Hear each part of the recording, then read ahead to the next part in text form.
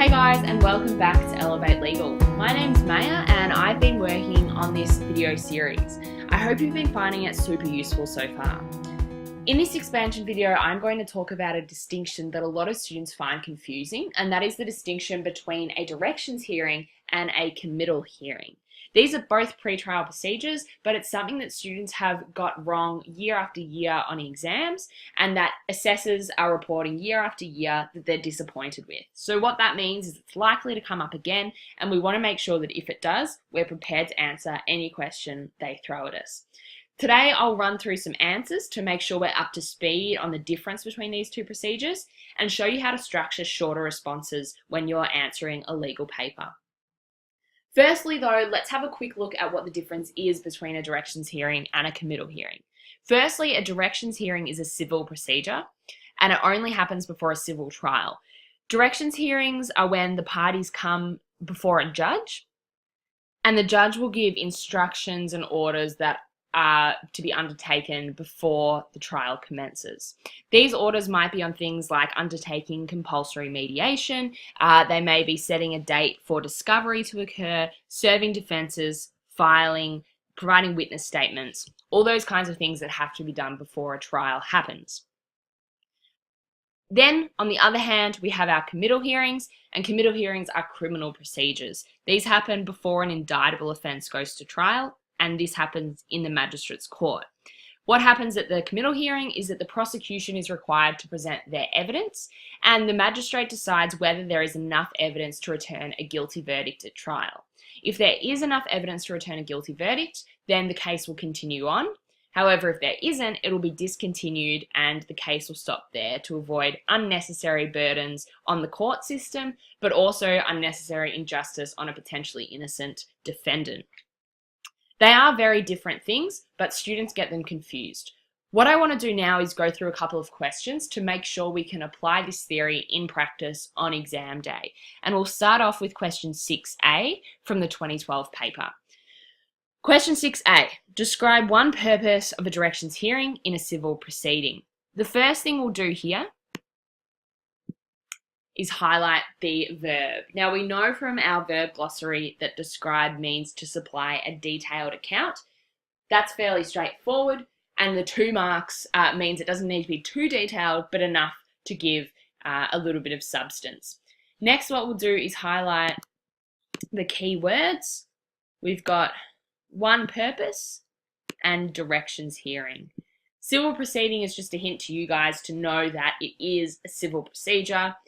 We don't have directions in criminal proceedings, so you don't need to worry too much about that. It's worth 2 marks, as I said, so really most of the meat will come from identifying the purpose you're discussing and then actually describing the purpose itself.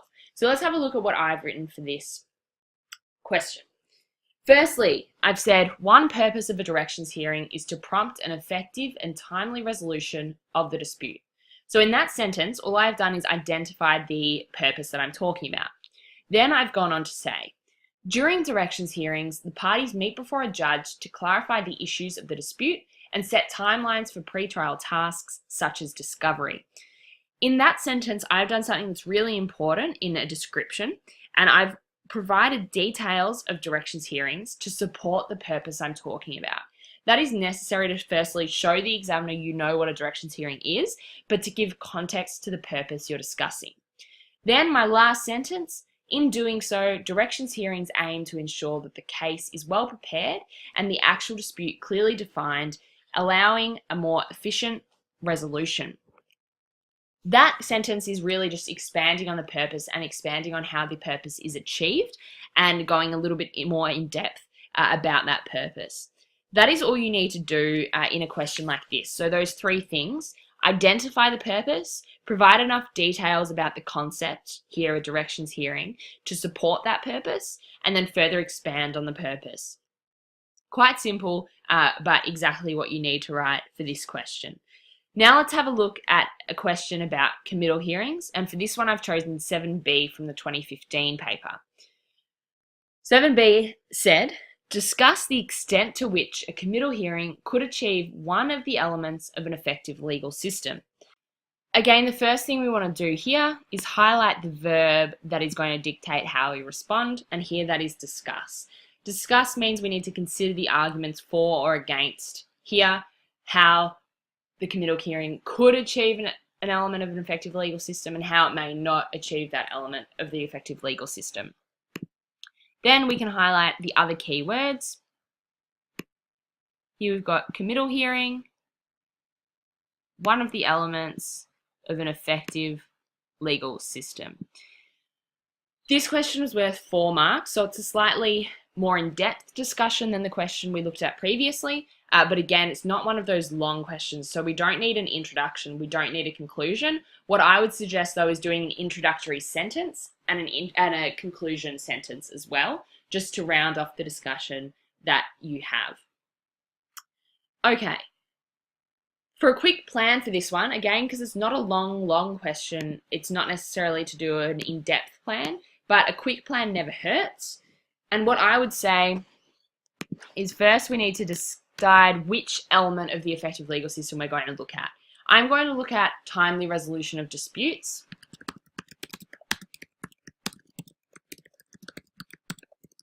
As I think there's a lot to talk about with committal hearings and that element.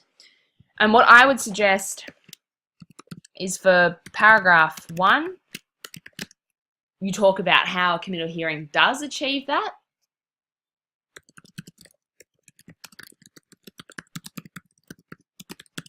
And obviously for paragraph 2, how a committal hearing does not achieve this. Okay?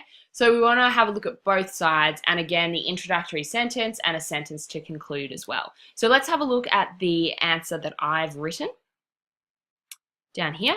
Okay.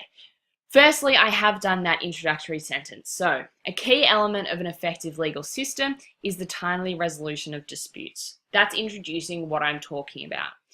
We've got 4 marks, so what we want to really do is have 2 marks or 2 points for each paragraph. That's quite easy to achieve. So my first paragraph is about, as I said, how a committal hearing does encourage a timely resolution of disputes.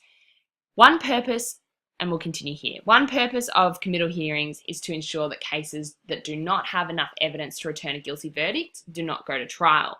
This is giving context to what I'm going to discuss. It's necessary to give context so the examiner knows that I understand what I'm talking about and so that my answer makes sense.